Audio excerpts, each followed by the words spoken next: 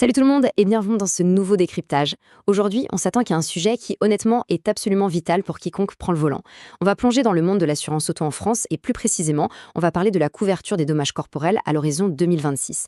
C'est typiquement le genre de sujet où ce qu'on ignore peut littéralement nous coûter les économies de toute une vie.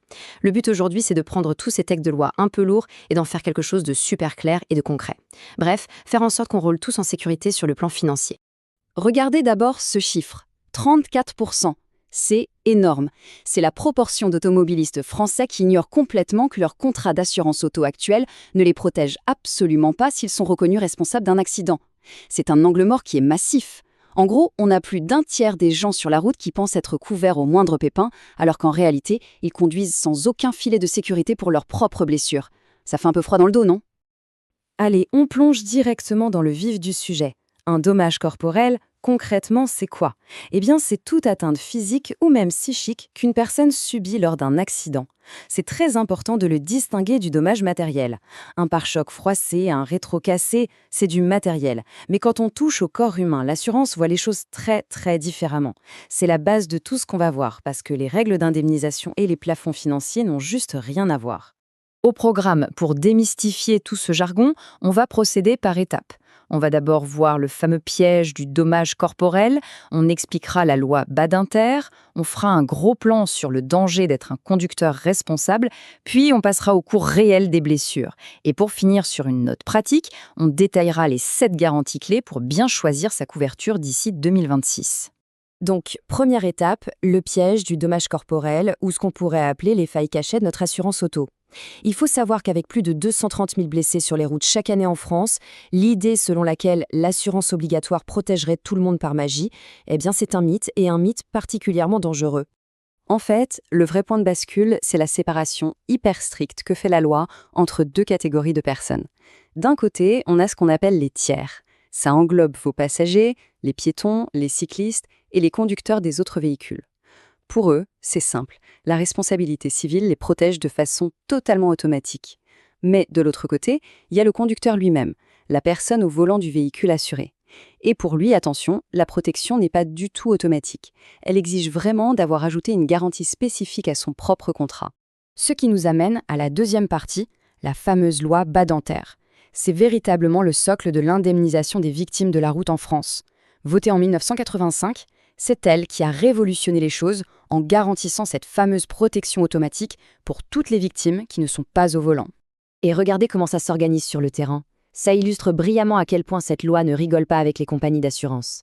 Elle leur impose un calendrier ultra précis. L'assureur a très exactement 8 mois après l'accident pour formuler une première offre de provision.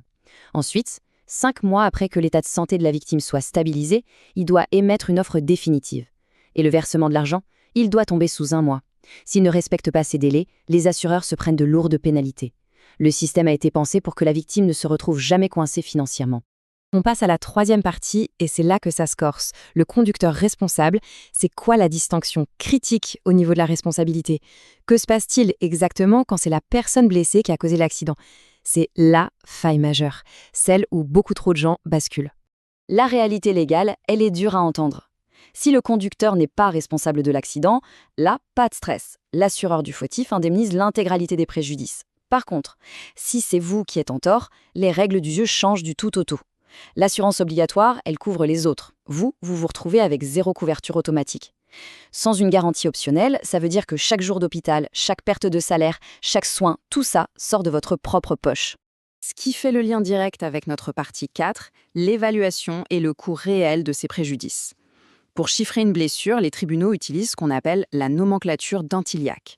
C'est un outil qui permet de bien séparer les pertes purement financières de vos souffrances plus personnelles. Pour que ce soit plus concret, prenons l'histoire de Marc, un cas pratique issu de nos données. Il a 42 ans, il est cadre commercial et il a un accident dont il est responsable. Bilan, fracture multiple, 6 mois d'arrêt de travail. Si on fait les comptes, ça pique. 4 800 € de frais médicaux non pris en charge, 18 000 € de perte de salaire net, 22 000 € pour les souffrances endurées, et ça, c'est sans parler des séquelles définitives ou du fait qu'il ne pourra peut-être plus faire son sport favori. La facture totale, 81 300 €. Sans la bonne couverture en option dont on parlait, Marc doit assumer cette somme lui-même. C'est tout simplement le scénario de la ruine financière pour pas mal de foyers. Bon, on a vu le problème. Passons à la solution. C'est notre 5e partie, les 7 garanties clés pour justement se protéger de cette catastrophe financière. Voyons comment on peut se forger un vrai bouclier. Alors, comment ça s'articule tout ça? La base, c'est la responsabilité civile. C'est obligatoire et ça couvre les autres jusqu'à 100 millions d'euros. Ensuite, la deuxième garantie, et c'est la fameuse pièce manquante de notre puzzle, c'est la garantie du conducteur. En moyenne, ça coûte environ 95 € par an, mais ça vous protège jusqu'à 1 million d'euros, même si vous êtes responsable. En numéro 3, on a la protection juridique. Celle-ci, elle est juste indispensable pour payer les frais d'avocat ou d'expert en cas de litige avec un assureur. Le reste du dispositif est complété par 4 autres options super utiles. La garantie personnelle accident, qui vous protège même en dehors de votre voiture. L'assistance médicalisée, très pratique pour tout ce qui est rapatriement ou urgence à l'étranger. La garantie des préjudices esthétiques, qui va venir indemniser s'il y a des cicatrices ou des séquelles physiques visibles. Et enfin, un point vital si vous êtes indépendant, la garantie perte de revenus. Parce que si vous ne pouvez plus bosser à cause d'un accident, c'est elle qui compense la perte de votre chiffre d'affaires. On arrive à notre 6e et dernière partie, comment bien choisir sa couverture pour 2026. Car on s'en doute bien, sur le marché actuel, toutes les offres ne se valent clairement pas. Voici les 5 critères vraiment incontournables mis en évidence par les experts. Premièrement, regardez le plafond de votre garantie conducteur. Franchement, visez au moins 500 000 €. Deuxièmement, faites la chasse aux exclusions dans les petites lignes, comme les sports à risque par exemple. Troisièmement, vérifiez les franchises. Il ne devrait y en avoir aucune sur vos frais médicaux. Quatrièmement, le délai de carence doit être le plus court possible, idéalement nul. Et enfin, assurez-vous que l'évaluation des dommages se fasse sur le principe du droit commun et non sur un barème fixe. Ça permet d'avoir une indemnisation beaucoup plus juste et sur mesure. Et pour vous donner une idée, si on regarde les données d'un comparateur comme JeSwitch, c'est flagrant. Sur une 50aine d'assureurs analysés, le prix de cette fameuse garantie conducteur fait un énorme grand écart. Ça va de 65 à 180 € par an pour des protections quasi équivalentes. L'intérêt d'utiliser ce genre d'outil, c'est qu'on peut souvent dégager de belles économies, parfois jusqu'à 320 € sur l'année sur un contrat global, et tout ça sans rogner un seul centime sur la sécurité corporelle. Voilà, ce qui nous amène à la conclusion de ce décryptage. J'aimerais vous laisser avec cette réflexion toute simple. Si la malchance frappe demain et qu'un accident responsable survient, vos propres blessures corporelles, elles sont réellement couvertes par votre contrat ou c'est juste une illusion? Honnêtement, c'est le moment de vérifier vos angles morts pour être certain que chaque trajet reste sécurisé. Sur ce, merci de m'avoir suivi et à très vite pour un prochain décryptage.